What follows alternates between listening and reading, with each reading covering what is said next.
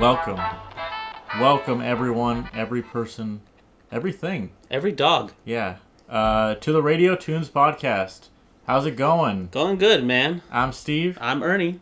I gotta say, Ernie, I'm very happy that we waited for Tuesday to record this podcast. How come? Because I got to play Overwatch. What the fuck is it even called? Archives. Overwatch Archives. Dick, dude. Yeah, they did an event today, and I had been waiting for it because everything about it looked cool. All the skins and all the events and stuff. They have like an arcade mode where you can play as the Blackwatch team, and it's fucking great. It's super cool. I think it's probably the most elaborate thing they've done event wise. Like they added like capture the flag for like the New Year one. Okay. And like they had Lucio Ball and Yeti mode for some of the other events, but this one has like an opening cinematic that's like actually has animation in it. You know, cool. Like they use the in-game models like to make a little movie before the event begins. And it's super fucking cool, and I really like all the skins that the Blackwatch team wears and stuff like that. So it's great. I'm enjoying it so much right now. Cool, man. How big was the update? 14 gigs, dude. It was pretty big. Yeah.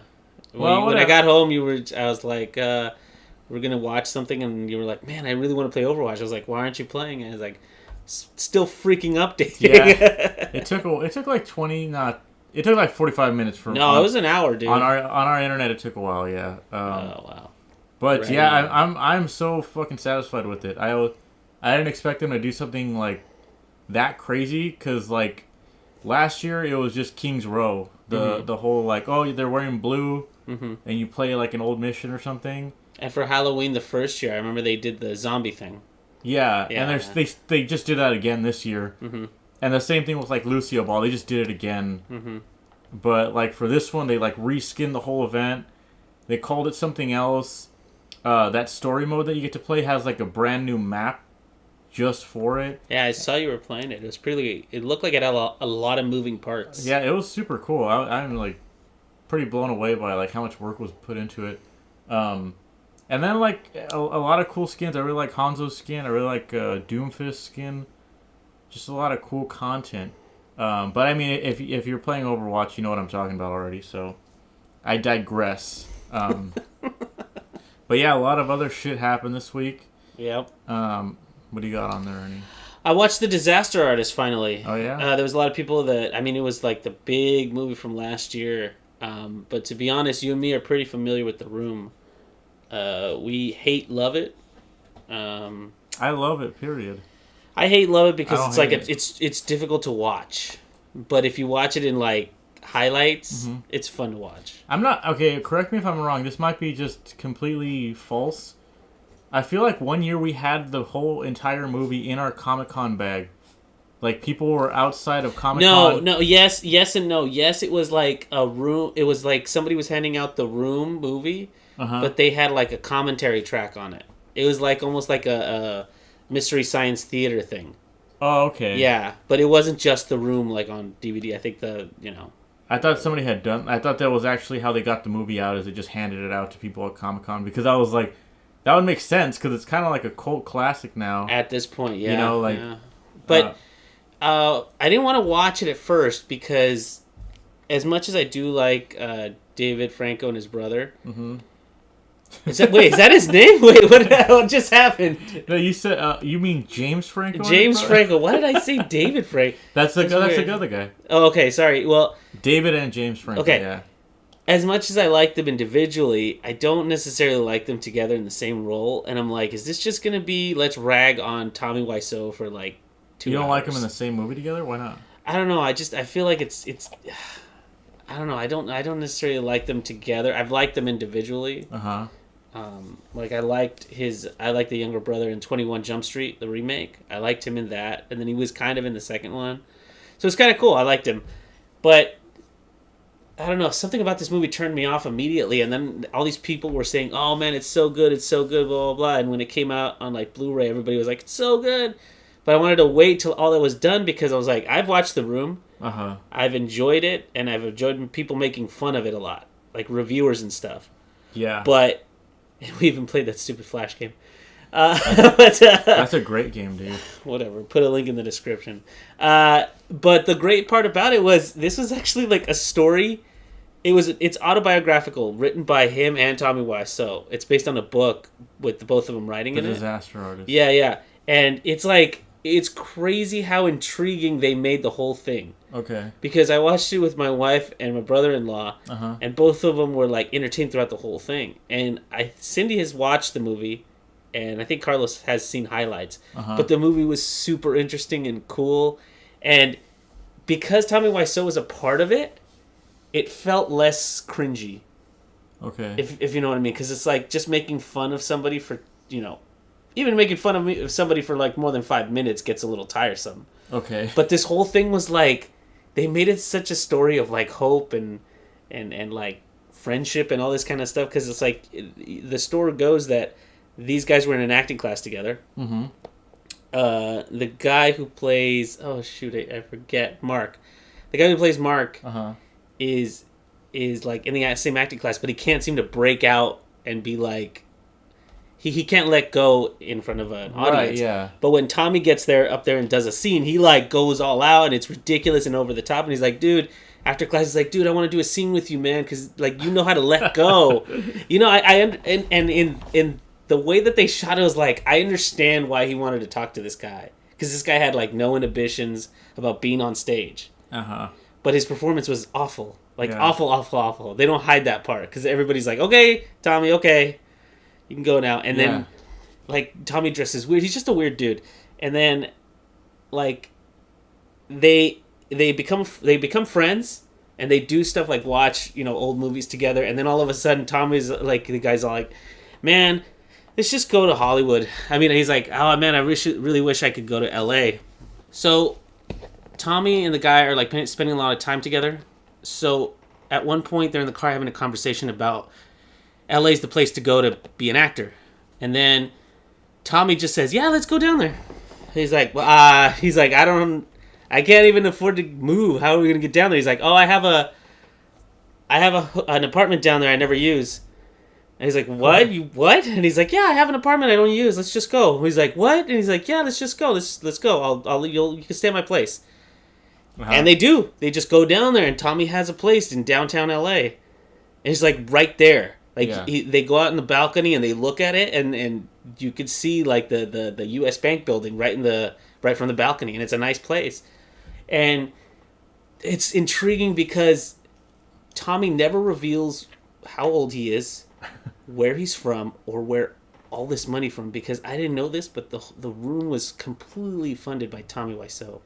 And this is the crazy part. When you go to do a movie, hold on, I'm gonna stop you right there. If you've seen The Room, I don't think it's crazy to think that the whole movie was budgeted by him. Here's why it's crazy. Okay. I understand, the movie, he produced it, that obviously he got the best roles and blah, blah, blah. This is why it's crazy. He hired a crew, a full crew, like a really talented crew. And instead of renting the cameras, the film, all like the stage, the lights, all that stuff, he just bought everything. Okay. He bought cameras he shot it in film and he shot it in digital side by side. Oh, really? And the guys that are doing the renting, they're like, typically you just rent for a certain amount of time, like 50 days, and then you just give it back and you're done. And he's like, oh, we don't rent, we buy. And he's like, how long do you think it's gonna take? He's like, it's gonna take as long as it takes. So he didn't even give them a budget or anything. He just bought everything. Yeah. And then he rented the space that they shot it in. And it's just crazy because there's a specific scene where one of the guys that he hired, a script supervisor, who was played by Seth Rogen. By the way, Seth Rogen is not like over the top. He's not goofy. He's not nothing. He's very like subtle in his role, and he's good. When I heard this movie was announced, I was like, okay, it's James Franco. How are they going to sneak Seth Rogen in there? Because I know he's going to worm his way in there. He doesn't steal the show, and he's good in what he does. Okay. And he goes to the bank. He says, "Here's my first check." He's like, "Let's see if you can cash it." And he's like, the bank teller just goes, "Yeah, okay. Do you want this in 20s, 50s? How do you want this?" He's like, "It went through." He's like, "This account? It's a bottomless pit." Wow. And he's like, "Are you serious?" And he's like, "Yeah, I don't know who this is." He's like, "What do you do?" He's like, "Filmmaking." I was like, "Oh damn!" And he gives him his check, and I was like, "Holy crap!" Like, there's this mystique about where the hell did he get all this money? Wait, so do they not reveal the whole movie where he got it from? At the end of the movie, it's like, to this day, nobody knows how old Tommy Wiseau is. You don't know where he's actually from because he always tells people he's from New Orleans, and that's where his accent's from. He says that's a New Orleans accent. And then, like, you never found out where the money is. And you find out at the end of the movie that both the guy who played Mark and Tommy still tour this movie all over the place. Oh, really? They're still great friends. Or keep in regular contact, at least. Not great friends. They keep in regular contact. And they tour the movie at, like, they do midnight showings all over the place. And Tommy absolutely loves it. He is totally in on the joke. It's a terrible movie, but it makes people laugh. And he's like, yeah, I love it. Whatever, you know, because... Throughout the movie, he's like, he has this picture of what American cinema is supposed to be. Mm-hmm. And he's just like, the sex scene in it, you know how you can see his ass? Okay, yeah. He comes out like bare butt naked, and he's like, dude, this is too much. You're just shooting you from the shoulder up. And he's like, no, you have to see my ass to sell this movie. You're going to see my ass. And there's this whole, like, it's such a great story because it goes through like the whole production of the movie, but within that you see like them fighting as friends, coming back to terms, and blah blah blah. It's so good. So they actually made it into like a real movie with the. No, it's autobiographical. All this stuff actually happened because all of this happened in front of the production crew. Yeah, but what I'm saying is that it still has the format of a regular movie where it has like the. Oh yeah. Because like throughout it, you know, a typical film like this, a buddy film or whatever, has the initial, the inception of the friendship, their trials, their falling out, and then their reunion. So it still follows that whole... The hero's journey, if you will. Tommy Wiseau. I gotta say, though, as much as you want to just laugh at Tommy Wiseau the entire time, James makes him really likable. Yeah? He makes him really, really likable, and he's just like this guy who's really fallen in love with acting, but he's like... He's not an actor, and he's just, even though he's a punchline to this huge joke, he loves that people recognize him and that he's an actor, in you know, in the sense of the word, that he did something and he's famous for it. Well, no disrespect to him, but I have learned that in life there are people that want to be respected, and there's people that want to be famous. Are you just quoting extras at this point? Yeah. And if you want to be famous, you know. I mean, he is happy with where he is. That's one thing, you know. That's fine by me, and it makes me feel less guilty about laughing at him. Yeah. I mean, if you just want to be famous, then I mean, have money. There you go. That's the well. lesson. Apparently, he had a bottomless pit of it, and it's crazy that like it won. I forget what award it won or whatever. And like he was up there with the two brothers who did the movie. Yeah, I heard about this. And then they wouldn't let him speak because it's like, I'm sure, like, I wanna believe that he's portrayed this way in the thing. It's like he's just like this person who's been lonely for a while in his life, and now he has friends, and he doesn't want people to take that away from him. I want that to be his core, but I know at some point he's still a guy. He's probably a little sleazy. Yeah. I mean, there's a reason he has so much money, and you know, like I don't want to find that out about him. I want him to be this just misguided individual who just likes to make movies or something like that. I guess, sure. I mean, look, I'm not, like I said, no disrespect. He just, I don't know. He's not like he's super talented. I don't. No. And you know what's funny? At the end, like I love his movie because it's fucking funny, but he himself is like. Yeah, no, I get you. What was really funny is at the end of the movie. What's the funny thing is, like, I guess they did it because not everybody's in on the joke, right? About the room. So at the end, they do. What I believe they did is they did a shot-for-shot remake of the room for this thing, like the big scenes. So. Like, for example, the part where Johnny walks into the flower store and goes, good doggy, and then leaves. Shot-for-shot remake, shot in the same place, same props. The only thing that was different is, like, the dog and the lady. Like, everything's placed the same way. Okay. But, like, they did, at the end of the movie, they have the remake, which is what you just saw, and they have the old version, like, side by side. And they do a couple of those scenes, so you can see that first of all, they didn't embellish anything, and they got as close to the original as possible. So it's like, we're not making this up kind of thing. Kind of like how in the first episode of Fuller House, they put the original... Really? They put the... This is an award-winning film, and you're like, so at Fuller House on Netflix... They put the first episode of Full House right next to the first episode of Fuller House. Same thing. Is it? Where are the awards for Fuller House, huh? In the garbage where it belongs. Oh my god. Oh my Lanta. Wow. So what do you recommend that movie? I really do recommend it, and it's like for rental now. I would just rent it though. I wouldn't buy it or anything. It's a great movie, but if you really fall in love with, you know, the Franco brothers, I guess you want to call them. If you fall in love with their characters, that's great. I for a minute I was like, you know what, I might buy this because it is kind of a heartfelt story of two people trying to become actors and stuff. And by the way, your boy Bryan Cranston makes an appearance. Oh yeah. Just so you know, and he plays Bryan Cranston. That's cool. Yeah, so just to check it out.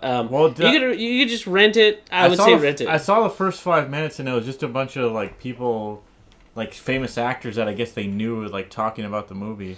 No, not talking about the movie. They basically say this was one of those anomalies in filmmaking that you hear about it, but it's like one of those myths. Like this guy comes out of nowhere, comes to LA, decides to make his own flick, and he has a bottomless pit of money, makes this thing.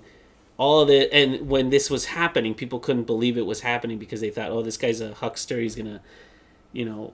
At some point, he's going to pull the rug out of everybody. The money's going to be all gone, blah, blah, blah. But it was all to make this movie.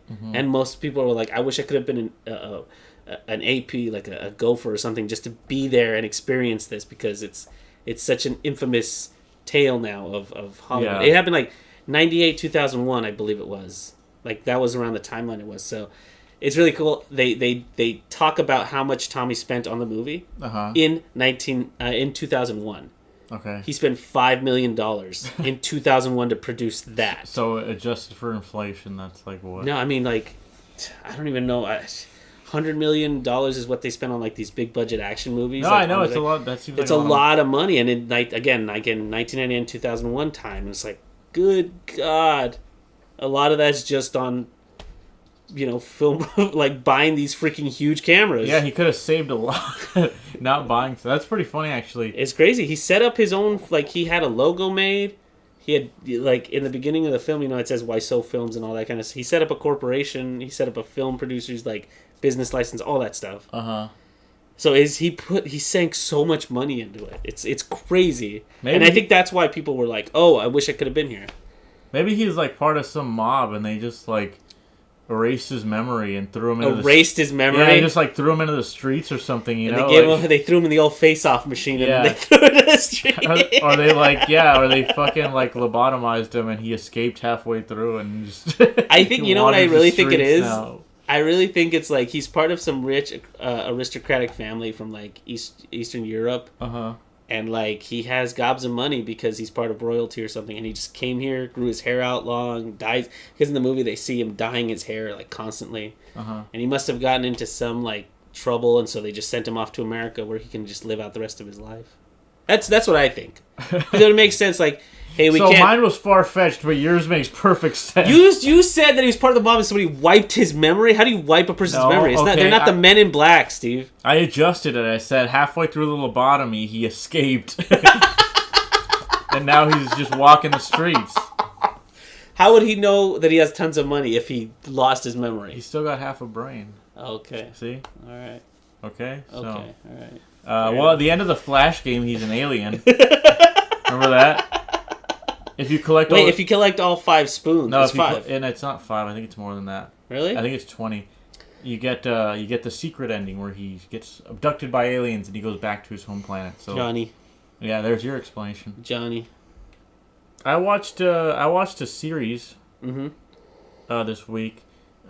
Season 3 of Better Call Saul came out. And I had already watched the last 2 seasons. And I fucking love that show. I actually feel like I should have just waited for like it to all be over instead of just watching it like by seasons, because every time a season comes out, I have to wait for the next one to pop up on Netflix, and it's really infuriating. Do they end up becoming like cliffhangers? Yeah, so like Okay. season 1 ends on a cliffhanger, and I gotta wait like a fucking year, Yeah. and I forget what was happening, and I have to watch a stupid recap or something. But season 3 is so fucking good, dude. Like it's like if you're a fan of Breaking Bad, first of all, you know that like Vince Gilligan or whoever the director is the shots that they produce are so fucking good. Like the way they frame things, and just the way like there's all these cool shots of like New Mexico or like I think it's Arizona, wherever the fuck they're from. There's just really cool shots. There's nice color in a lot of the shots.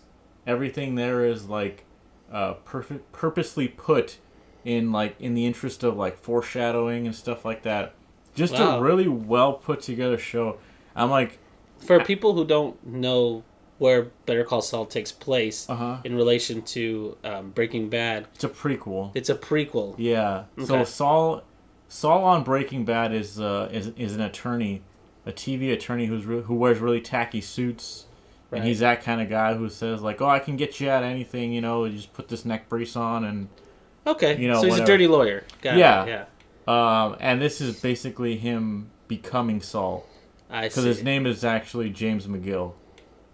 So Saul is technically like a persona that he puts on for TV and stuff, which is kind of cool because you don't even find that out. In all of Breaking Bad, they don't mention that. But first episode of Better Call Saul is like, turns out he was this guy before, you know, like. That's really great. That's really clever. Yeah, it's cool. The reason I say it's so good too is because it's like how much faith can you put into prequels, right? You know, like I will say retreading is really really difficult. But I think the characters they chose to kind of to like branch off of, or like I guess they're not branching out, they're going back or whatever. Well, they're exploring their characters' origins. Yeah, Saul was definitely the perfect choice for a spinoff. But they Mike is in it. If you've seen Breaking Bad, you know who Mike is. He's an older guy, and he's always like a gun for hire kind of guy. Okay. But I won't spoil the other cameos that come out in this show. But I would say if you haven't watched Better Call Saul and you watch Breaking Bad, you should definitely watch Better Call Saul. Like it is that good in my opinion. Not just because like one of the main reasons I like Breaking Bad was it was actiony, sure. But I liked it because Walt is like witty. He's clever. He's a smart dude, you know? I wouldn't have watched the show if it was all guns and violence and drugs because it's actually not all that. You know, a lot of it is showing what Walt is going through, like the psycho, like his mentality through the whole thing, you know? Right. And just the situations he's put in and things the way he does what a normal criminal does.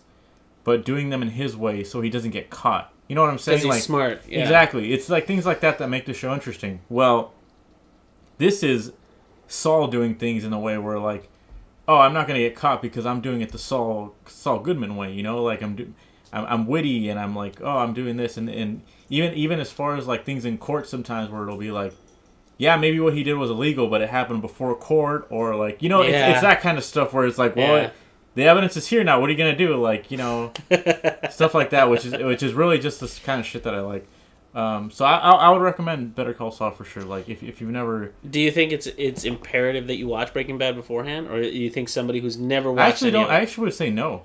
I would actually say like if you watch Breaking Bad, when you watch Better Call Saul, you're gonna catch all the fucking Easter eggs or the hints and it's like. Sure, cool, great for you. But if you want to start at season 1, I would say go for it. Like, there's nothing really. They lay down all the foundation there. Okay. Because like I was saying in Breaking Bad, he's not really fleshed out. He's kind of there, doing his thing. He's a secondary character. Yeah, but he's not he's not stealing the show or anything. So. I love that actor. I forget what his name. Oh yeah, Bob Odenkirk. He is so funny because he's been in so much, and his face is so familiar to me. But the places I know him best is Tim and Eric. Oh yeah, I was gonna say that's another reason too. Is like, don't you feel like good when an actor that you know from like other things, finally gets like his breakout role, and you see other people start to appreciate him. It's like, man, you know what? Good for that guy. Good for this fucking guy. Like, I love it because.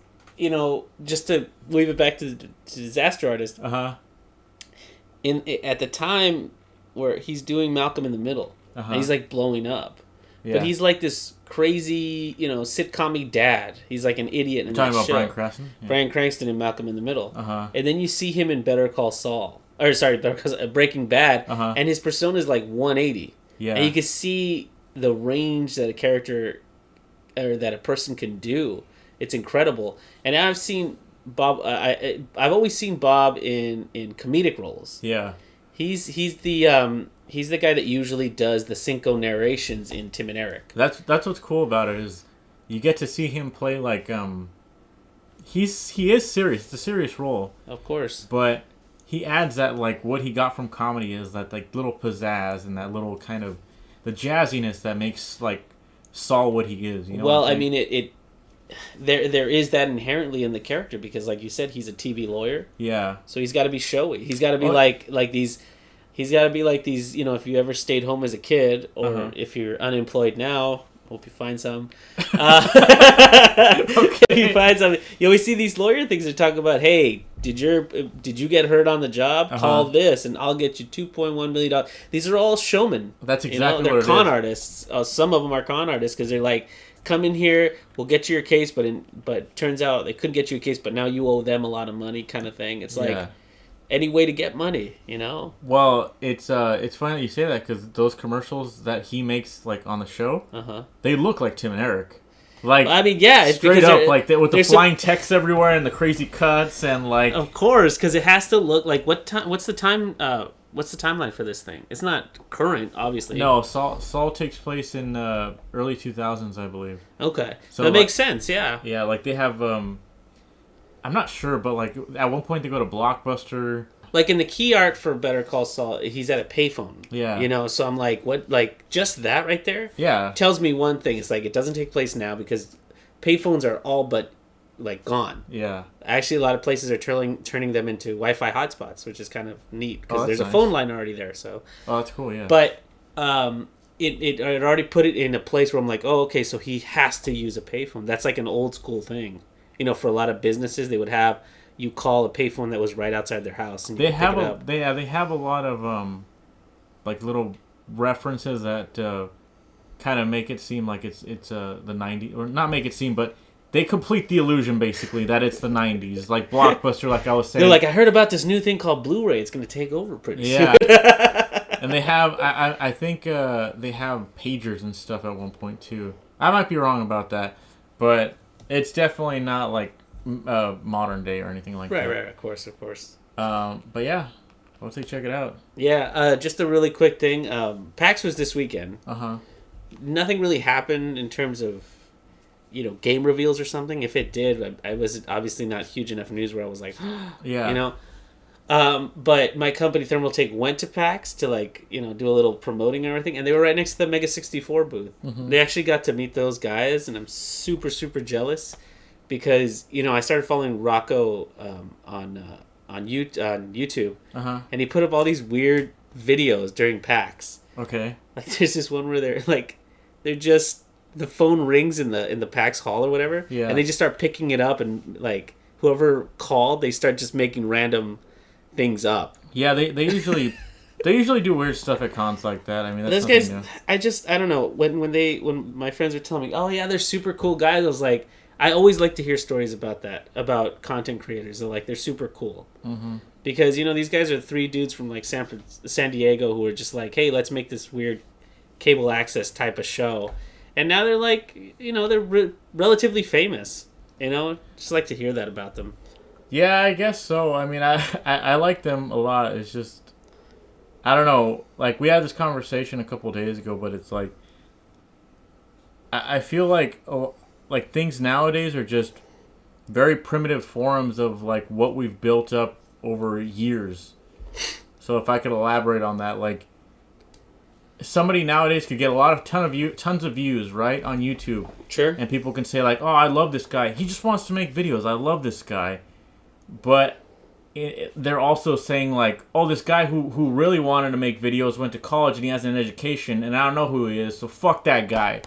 Do you know what I'm saying? Like, You'd have to elaborate a little more. Does that not make sense to you? I mean, it makes sense in the fact that you're saying that, like, that you're devaluing education. You know, as in, like, he got to go to college, so because of that, like, I don't know, it devalues what he was trying to do. Let's take, like, someone like the gaming historian. You see him, you see his persona, you see him on YouTube, you can see him for free. Yeah. You're just like, I like this guy, and you know what? Hey, look, he's paying out of pocket for all this stuff. You know, like, he has an education though. I understand that, but like, he made a lot of his stuff on YouTube. Sure. And that's how he got his fame or whatever. And then, like, just think of somebody else who you don't know, who like got an education. If they were to come up to you and say, like, hey, watch my documentaries, you'd be like, fuck off. You'd more than likely be like, I don't care about you, you know? Like, I don't know you as a person. I didn't watch your vlogs kind of thing, you know what I'm saying? I guess. I mean, but, like, in terms of success, right? I think it's come out recently. Like, I started watching this show a while back, and it has a new season. It's called Adam Ruins Everything. Mm-hmm. And it talks about how, like, there's this new wave of thinking that you don't need education for anything. And he kind of been like, any job that you have in the next 10 years needs college education. Mm-hmm. Because not only are like jobs going to be, a lot of jobs are going to be automated, which they already are. Less and less of those things are going to be mechanical.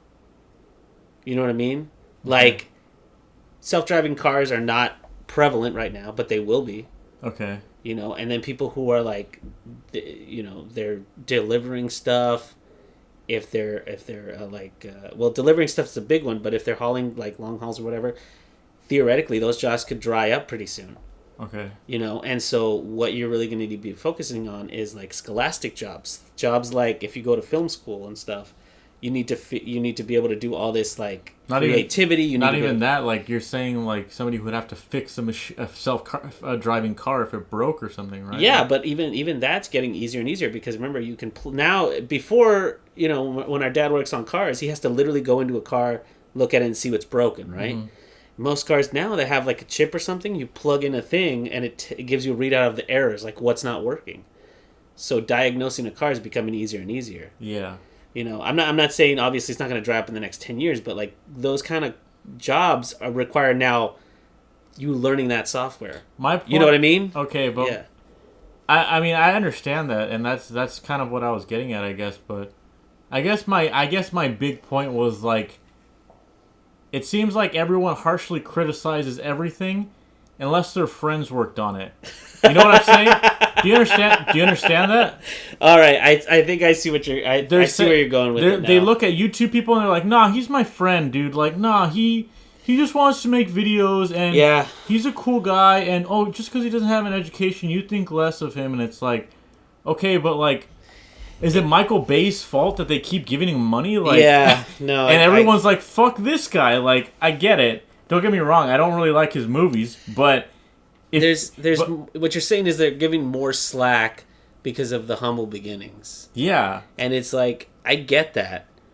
I get humble beginnings. Uh-huh. Because somebody like, I think we were talking about this the other day, where it's like, somebody like James Rolfe, uh-huh, who had an education, who did a 9-to-5 for a long time, uh-huh, but started doing his videos on the side. Yeah. All of them started really crappy. Yeah. They were like, he was on a really crappy SD camera and he just shot footage and did all this stuff. But over the years, his production value has gone up. He's diversified. He's evolved. His channel's not just, you know, the angry video game nerd anymore. He is honestly though like the exception, mostly because like he was doing videos before YouTube existed. I know. There was no way he was going to get paid to do this. No, I mean he was honestly like, I just want to do this, and no one's going to stop me from doing it. Right. He had servers in his house. Yeah, in his fucking like to this day. He has like a grid of computers that he's like, this is my website. This is cinemassacre.com right here. I'm like, even if you don't like the fucking guy, like, he works so fucking hard, dude. Like, you would think that he would have like 10 million, 50 million subscribers, anything like uh-huh, that. He's not close to that, but he makes enough revenue from the videos where he could just do it as his gig. Uh-huh. Which is why I love. He doesn't have a job. Are you sure? He quit his job to do this full time. Oh, okay. What's cool is that I love that he is self-sustained, uh-huh, but he's also diversified his channels. So if you look at his channel like even 2 years ago, it's vastly different. Yeah. Because he's incorporated playthroughs, like streams. He's done everything and anything he can to put more content out. He's got 2 channels actually. The one that Mike does. Yeah. Where he does like talk about games and he does like informative videos or like there was one where he was just talking about Carl Barks like Donald Duck comics. Yeah. So I was like, whatever, like everything and anything that interests him. Yeah, but I the reason I say he's the exception, like not just because of all the things I just said, but he made a fucking movie. Like, and that's like a rare thing because a lot of these YouTubers are like, my real passion is I want to make films. But then as soon as people are like, okay, here's the money, go make the film, he's like, well, I don't even know where to start. I'm like, exactly. What the hell, dude? Like, seriously, like, that's the part where I think people miss the boat. Is like, that's what you get the education for. Yeah. You get the education for 2 reasons. One is obviously the mechanical part of it, where you figure out exactly how these things are made. You know, and they let you practice making them because, you know, the innate creativity comes from you. They can't teach you how to be creative, but they could teach you how to, you know, go about it. Yeah. And maybe by critiquing older films, you understand that these templates have worked over time and you can use them. That's more or less my point because it's like these people. Okay, like I hate to call people out, but like Spoonie was one that was. Oh my gosh! I knew you were gonna go to Spoonie because we both watched that thing. Well, Spoonie was the one that like got money for a movie and didn't do it, right? Right. So like now, it's happened a lot more apparently. And all these people are like, wait a minute, like he's like, where'd all our money go? Yeah, like there should be rules and there should be like I don't know. You gave this person money. There's nothing about it. Like he made promises, but that's all it really is a promise. Well, that's what I'm saying. Like now they can't get their money back. They're thinking about it like, oh, you know what? Maybe he should have gotten an education, or maybe he knows. Like maybe we shouldn't have trusted somebody with our money just because we thought he was a nice YouTuber. I know, but like here's the difference between like Spoonie and somebody like James Rolfe. James Rolfe had a persona, a character that had like it had already a lore to it. He had built the character out a lot. Spoonie essentially, like according to that like little documentary we saw, he literally just did reviews his way, but he was still a Spoonie, like he was still himself.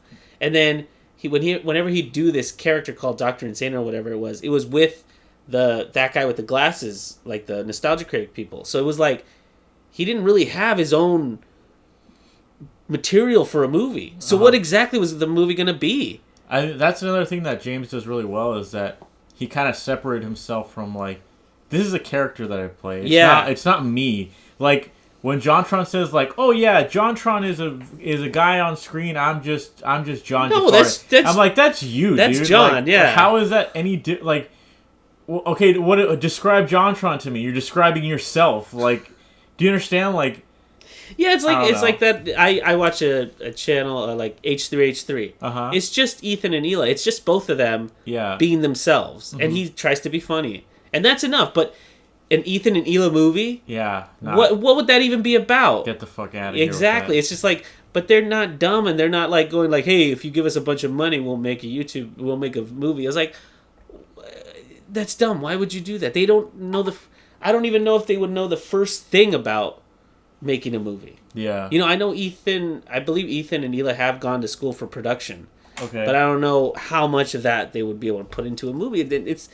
I don't know. And by the way, whether or not you like the AVGN movie, I think is irrelevant. Because they gave him the money, he did it, and everybody got exactly what they asked for. I think... And you can't argue against that. Look, like I said, I really like the guy... I'm doing what I was just talking shit on earlier in this podcast. Like I forget where I saw him, but I was like, you know what, dude, I'll take a copy of the movie. You fucking let's see what it's all about. And we watched it. I watched it with you, right? Yeah, we watched it together. And I was like, pretty much what I expected. Yeah. Like it's like a B movie. Like some of the jokes were pretty like, God, why did you do that? But for the most part, I was like. Hey, it was exactly what he promised. It's like, exactly what... if you love AVGN, you love the movie because it's exactly that. More of that with the budget. That's all it is. And that's all he promised anybody. Yeah. And it's like... It's nice to see that almost because it's like... This This is how it's supposed to work. Yeah, exactly. You know, and James Rolfe knows how to work. He knows how to do production. He went to school for it. He went to film school. He's the A+ student. Yeah. If YouTubers were like students, you have some people over here in the F department failing. I'm not gonna name names, but in the failing department over here. I think we already named it. Yeah. Whoops. No. AVGN is up here in the S rank. Yeah. All right. Definitely. He's an S rank student because he just does everything right. I wish he had more of a following, but it's like you have to really like what he does. I don't know, honestly. Like it's hard to say because like you were just talking about Mega 64 and Derek likes to talk about one of the guys, Derek. He's always saying like, oh, this is a year Meg 64 is gonna get 1 million subscribers and all this shit. They don't have 1 million subscribers. No, they have I think they have 600,000 or something. They have a lot still. No, that's a good following. No, I'm not trying to make fun of their. Let me get to my point. Okay. Is like he keeps saying like I don't know if it's jokingly or whatnot. Mm-hmm. But he keeps saying like, oh, we're gonna get 1 million subscribers this year, and in my head I'm like, is that actually what you want though?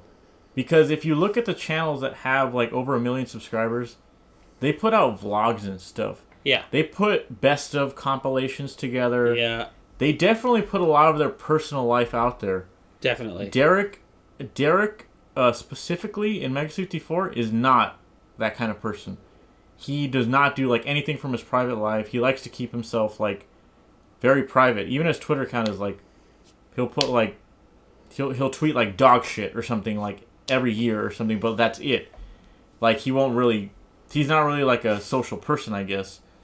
And in my head, I just keep thinking like, why would they want that? Like right now, like they get to do game days, and it's like a big event, but it's like manageable, Sure, like their amount of fans that go is like 100 people. Yeah, and they do their podcast. Yeah, they have people call in. Do you think PewDiePie could do a podcast where people call in? Like, that's not possible, right? Like there would be too much shit going on. You know what I'm saying? I definitely, if PewDiePie said, "Hey, I'm gonna go to Disneyland. Whoever wants to join me," yeah, I think there would be enough people within this area who would be like all over him, and it would cause some sort of disturbance. Yeah, like I don't know, but it is kind of great. Like you and me were playing with the idea of doing game days. I remember, but I was like, I don't know, man. Like even 30 people would be too much for me to want to hang out with those guys. Yeah, I think. But I mean, you're right. That small number is a number that's small enough where they don't have to worry about being mobbed all the time. Yeah, they could have a day-to-day life. But it's not big enough where it like just disrupt it, where they have to be treated like special whenever they go anywhere. And I don't understand like I said, like he might be saying it as a joke or whatever, or half serious, whatever you want to say, but I don't know. It's like it just means that they would have to do a lot of shit that I'm not certain they would like doing. So would I want to see that? I don't think I would. Do you know what I'm saying? Like, yeah, because right now, for the most part, all I see from them is like they do a weekly podcast, right? Or is it daily? It's weekly. It's weekly. It's a weekly podcast where they literally just sit around and talk about whatever. It does literally whatever. Yeah. Because Rocco will just be like, "Yeah, I tried a new kind of toilet paper today. It was kind of cool. I think I prefer the old one, but like, and you're just talking whatever, but." They put out skits kind of sporadically, but they do it frequently enough where you're like, hey, this came out because, like a new game came out or somebody they know in the industry is like, hey, let's make a video together. Yeah. I kind of envy that kind of life because it's like we put things out at our own pace whenever we want, but there's one like podcast that comes out every week to sustain the channel. Yeah. Which is nice. I can't, like, it seems like a nice life, to be honest. That's what I'm saying. I'm like, what?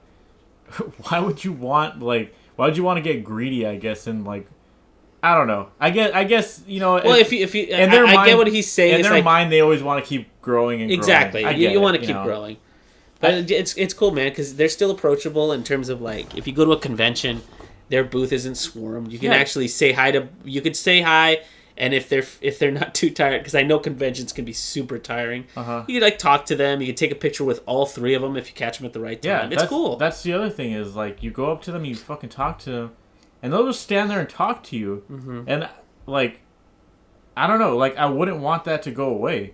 Yeah. Like if they had 1 million subscribers, they'd have to have fucking security guards and shit. And like I don't know. They'd only make special appearances at the booth, so it'd just be like Gareth and the crew there. While, Sean, Derek, and Rocco are just, like, somewhere. They'd have to be only on stage. Yeah, it'd just be dumb. I will say, on the note of Mega 64, they have probably the best merchandise I've ever seen from, like, an internet team of people or whatever the fuck you want to call them. They have the best merchandise. I like a lot of their stuff, yeah. Game Grumps, like... Oh, we're switching gears? No, it's just a lot of their shirts, even JonTron, I'm like...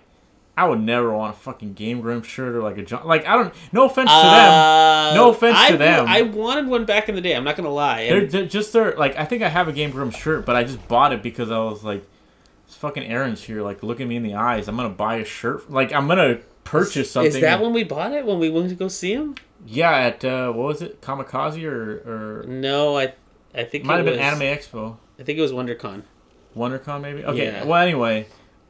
Just the Mega 64 stuff has really great design. Yeah, I this year, like I said, I didn't get to go, but the guys that were there, they bought me the skull with the long t-shirt, like the long t-shirt with the yellow, pink, and blue skull. Okay. It kind of looks like Metallica writing on it and everything. Oh, that's cool. Okay. It's a cool shirt. I like it. Yeah. So I mean, the designs I like. I don't love all of them, but they look all nicely done. If Mega 64 just became a clothing company, I think I'd be okay with that. You know? Really? Like, if we went into the future 25 years and somebody said, Mega 64 making comedy videos? The clothing brand? I do love, like... They're still going to be there. Like, no, the but videos it's like... will still be there. To be honest, like, the reason that I still watch certain YouTube channels is for the thing they used to do, which they probably don't do anymore. Like, Mega 64, I don't love the skits where they run into public and do something, but I do like the ones where they make fun of an obviously... Like, for example, when they did the Miitomo video, and Rocco ends up sending, like, this really gross text to everybody in his Miitomo, and he's running around trying to stop it. Yeah. Hilarious to me. Because any time that they're just making fun of this glaring mistake that a company made is funny to me. And it's the same with James Rolfe. Like, James Rolfe, to me, is best when he's like, remember this? And, like, there's these series of videos where he just goes through all his old video technology. Like, he goes from VCR, he goes to Laserdisc, and he goes to this electronic disc rating machine, and it's like, that's the fun stuff. So if they just became a clothing company, I'd be like, man, I miss it when, like, I'd miss it when Derek said Kingdom Farts, and then Sean threw him through a window, and they had this whole elaborate fight sequence. Well, okay, since we're already on the topic of, like, YouTube and stuff like that, I would just have to say, like, where do they see themselves, like, in 30 years?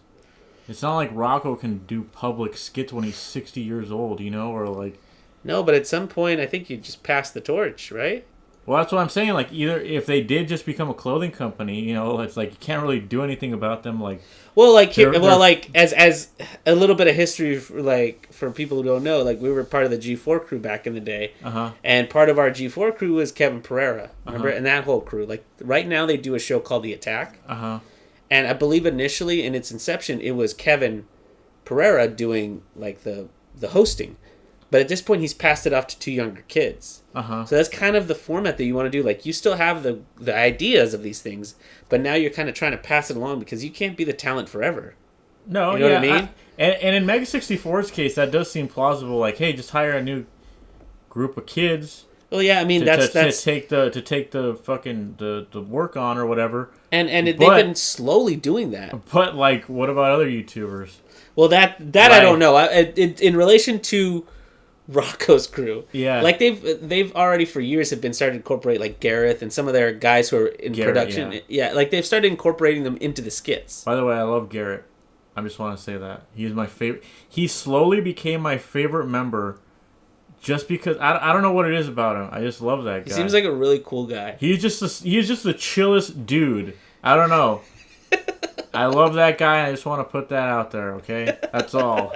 I gotta say, like, there was this weird, like, I forget where it was, but it was like the DVD extras for a Mega 64 disc. Uh-huh. And it was just like, it was a prank on Garrett. That, like, Garrett likes to shoot a bunch of weird behind the scenes stuff. Oh, but it's all irrelevant stuff. Like, I think one of them was him peeing or something, but he was like holding the camera upside down. He's like, woo! Yeah, and they put it on. They put it onto the disc. It's like this thing that he's like Garrett's behind the scene reel, and it's all just irrelevant bullcrap. Yeah, but then there was the clip of them showing it to him. And he's like, what is this? Yeah, he's just like, why is this on the DVD? Or like, why is this on the Blu-ray? Yeah. But see, that's what I like about them. That at the heart of the Mega 64, they're still all friends, which is very, like, with all the fame that they've had, and now they have families and all this kind of stuff. Well, at least two of them do. That they're still like kids. You know what I mean? Especially something like, I think it was 2 years ago, they had been making these Mega 64 stickers, or no, pins. Uh-huh. For every year they did game days. Yeah. And then, for whatever reason, Rocco and Derek decided to play a joke on Sean. It was like, I know what you're talking about. Yeah. So like every year they had come up with a different color, and it was a rainbow. So the first year was red, yeah. The next year was orange, and so on. And this last year was supposed to be like purple. And then when they premiered the pin, it was green, and Sean just like loses his mind in the middle of the convention. But what was great is it was part of the DVD extras. And then at the end of the video, he's like, they got me. And then they just like bring it up on the screen. They put the letters out, and it says Sean, TM, and all that kind of stuff. That's just fun stuff. I remember that. You know what I mean? I think the video was called like the 5-year con or something. There you go. It was something stupid like that. Yeah, I know what you're talking about. I mean, see, that kind of stuff makes me want to watch them more and more. Yeah. I mean, the podcast, it's kind of hit or miss for me, because it's like, whatever they're talking about either has to interest you or not, and it's, you know, you can turn it off or whatever, but usually the videos that they make are reactions to something in the gaming industry. Yeah. That's relevant, you know what I mean? I think some of their older videos were a lot better at that, because, I don't know, I just feel like nowadays a lot of people do that, you know? Back then it was really original for someone to do that. Like, one of my favorite videos was that one where, I don't know if you've seen it, but they're like, they do 90s and then they do today. Oh yeah, that's one of my favorite ones because it ends on a shot of Sean going like, "I hope none of that is true." Yeah, he looks dead in the camera. It just zooms. For those who don't know, it's footage of them in the 90s, quote unquote. And Derek is reading a magazine. He's just like, "Guys, check it out. The new consoles are gonna have memory cards. You could save it onto your memory card." Take it with you to a friend's house and play it over there. That's amazing. Like, oh my god, that is so revolutionary. And then the modern day equivalent is just like, yeah, you can't move save files. Everything's locked in place. Everything's gonna save to your own account. Things can't be moved. And like, oh well, backwards compatibility is out. Yeah, you know. And for some reason, Derek's in a wheelchair. Yeah. Great. But yeah, I like that because it's becoming more and more like, unfortunately, before it was more of a, hey, this is for kids. So the things I'm not even sure if it was that. I think it was just that like. No, because people like industries, the industry in itself, they still thought of it as like as solely entertainment. Like before movies became legitimate, they were considered just entertainment. Now they're legitimate, and there's a lot of money thrown behind them. Now the video game industry has like a lot of money, studios, all these different places putting money into it. So now it's got to be like, you know, how can we make money off of this? You know what I mean? Well, I think it was more that like technology back then was something really exciting for developers. They were just like I know this is not how it happened, but I feel like some guy just walked into like his company was like, guys, we got memory cards now. Like, we can put shit on this, and people can just transfer it to other consoles. Let's make this, like, standard on our console right now. We can have 4 controllers in one system. Yeah, stuff like that, you know? And, like, nowadays, it's just like, okay. Microtransactions. Let's make it super fucking cheap. You know, like, we gotta make it, we gotta make a new one next year that's like the iPhone equivalent of this, you know, kind of thing. Like, every year we're dishing one out. Yeah. Because it's money. Like, Well, I guess like what you were saying, you know, I don't know.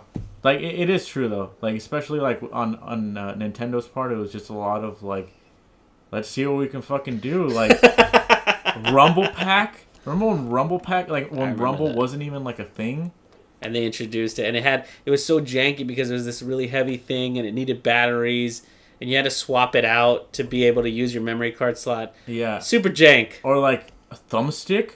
Thumbsticks were not like even a thing before the D-pad. Like or even the D-pad, for instance, people they had to what is it? They had to trademark it. Was joystick before. They had to trademark the D-pad because people would have stole that shit. Because everybody at the time was using joysticks. So if you guys don't know that, that's why every D-pad is like PlayStation has a good D-pad, but like Xbox, they have a shitty one because everyone has to make their own. Basically, one is buttons.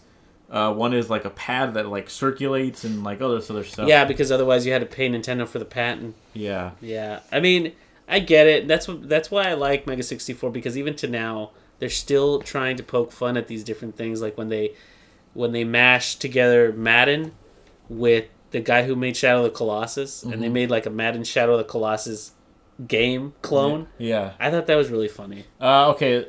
Final thoughts. For me, I would say if you've never seen a Mega 64 video, you should watch Todd and Aaron. Because Todd and Aaron are my favorite. Oh, yeah. Mega 64, anything. And every year they say these characters are dead. They're not coming back.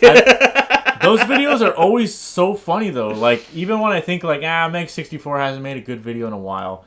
Todd and Aaron are back. They put out Todd and Aaron, and I'm like, fuck, that was funny. That's why I love Mega 64. Yeah.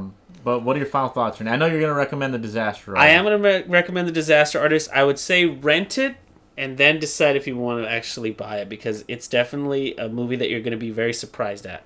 Okay. Because it actually has a lot of heart in it, and it's hard to do when you're just making fun of somebody, but it's surprising. And I'm going to say check out Mega 64 because I think they have a lot of great videos. They do. They have a lot. The crux of their stuff, or like the early stuff, is like, hey, we're doing a Jackass style video game thing. Those aren't their best videos. There's some that are funny, but that's not their best videos. I think some of their best videos are now with like their production quality, with their scripted stuff. I think it's really fun. That Street Fighter one, you love this quote. The Street Fighter one is so. Street Fighter 4, by the way. The one where he has like a headband or something. Yeah, and then I also like the first time that the Sackboy one. Okay. Where the controversy was that some of the music in the back of the Sackboy level had like Arabic chants or something in it. And they do a video on that. Okay. And I think it's super, super funny too. And also, like, I'm sure you've probably seen some of their hats somewhere. They have great merchandise, so like I'm not. This is not a video. Yeah, it's just like singing it and go shop at mega64.com or anything. I'm just saying they have a lot of fun. Okay, here's one that I think everybody will like, is that if you can look up Site Freak when Mega64 decides to redo their website for the first time. When they started doing that, like every year they would revamp their website. They'd have this guy named Site Freak come and fix their site, and I think that's some of their best videos. Okay, all right. But anyway, yes, Mega64. Disaster Artist, go check them out. Can't say anything about Better Call Saul, but I will say I love, what's his name? Bob Odenkirk. Bob Odenkirk. You love him, but you don't know his name. No, he's just one of those people, that he's in everything. Check out Better Call Saul. It's a great place to start. You don't even have to watch Breaking Bad. Who cares?